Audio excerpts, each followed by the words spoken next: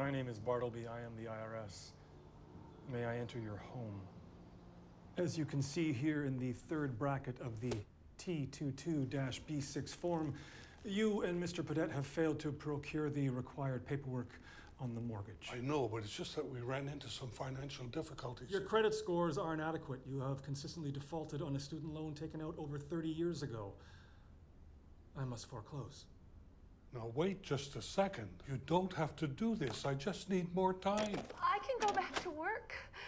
We know people. Please. I have children. I know you have no children. Please do not lie. It upsets me. You don't have to do this. Please, it's not fair. She doesn't work. Just take her. I deserve my life.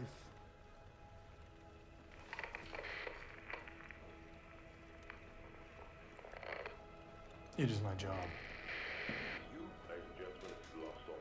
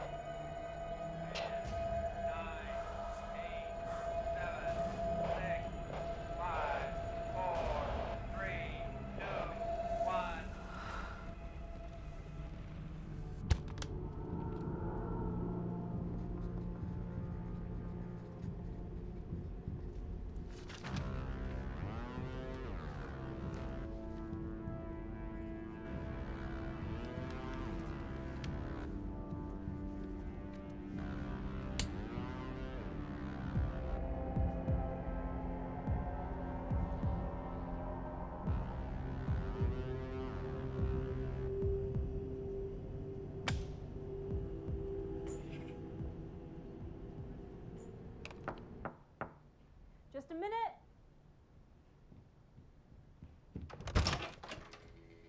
My name is Bartleby. I am the IRS.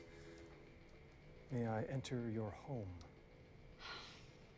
Do you have to? Yes. Shoes. No.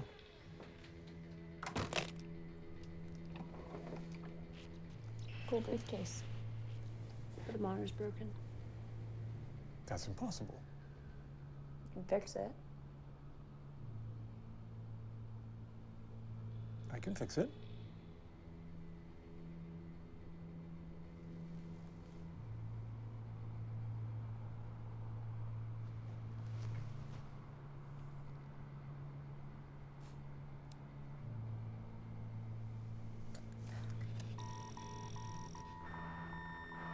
I'm gonna tell you a story while I wait. I'm a cutter. Or, I was a cutter. Do you know what a cutter is? I assume it's someone who cuts. That's clever. Was that like a joke? No. I used to be a cutter. I used to be a lot of things, but cutting's what got me into the most trouble. It's also where I fell in love with Joe. This is a sad story. I told you that, right? You did not. But sad stories are fine. Good. But it's one of those really good sad stories. I know it's good because of what happens to people when they hear the whole thing. And you seem like a good listener. This might work. Right. It all started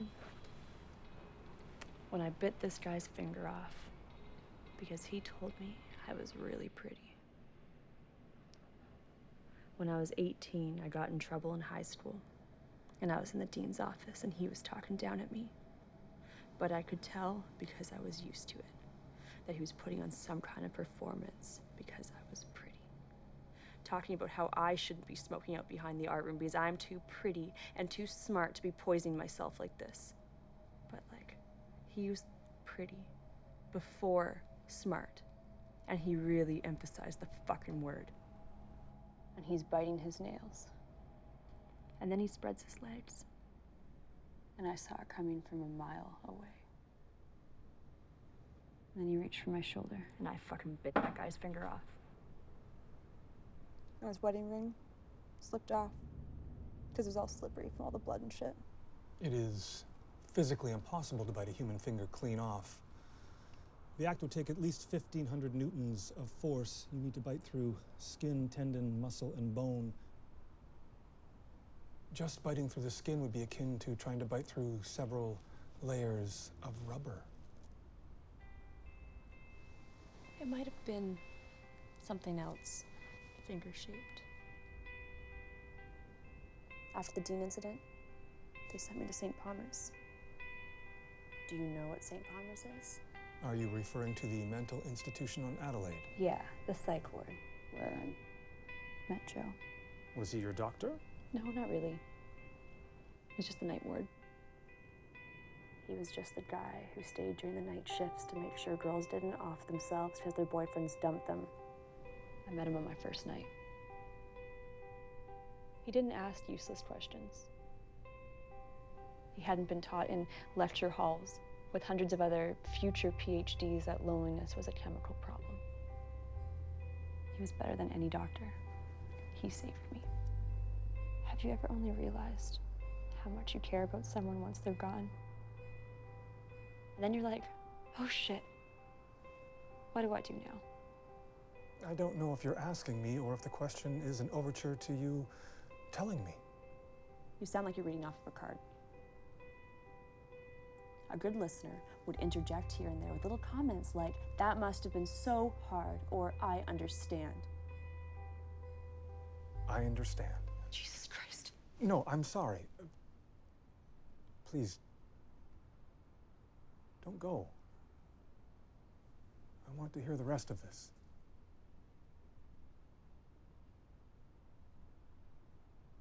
I didn't know it at the time, but he was real sick when I met him. I'd been getting better. I stopped cutting. Then he vanished, and it all went to shit. Or got worse. So I made one of those big life decisions, and I broke out to go find him.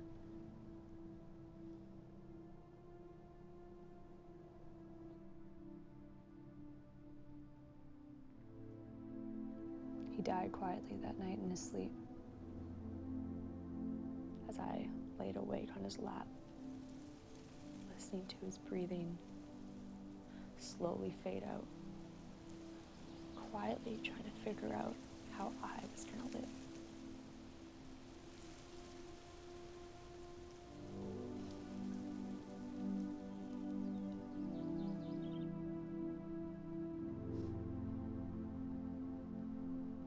I know what you are, by the way. I knew you'd come. I just thought you deserved a good story.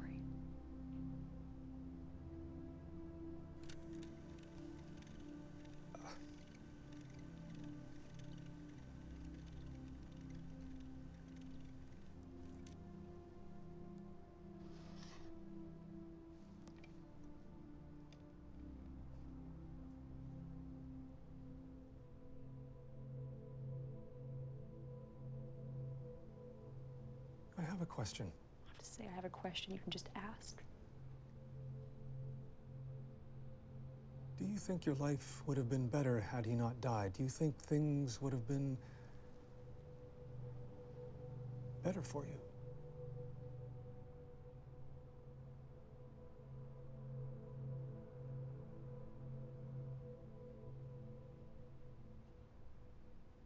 No.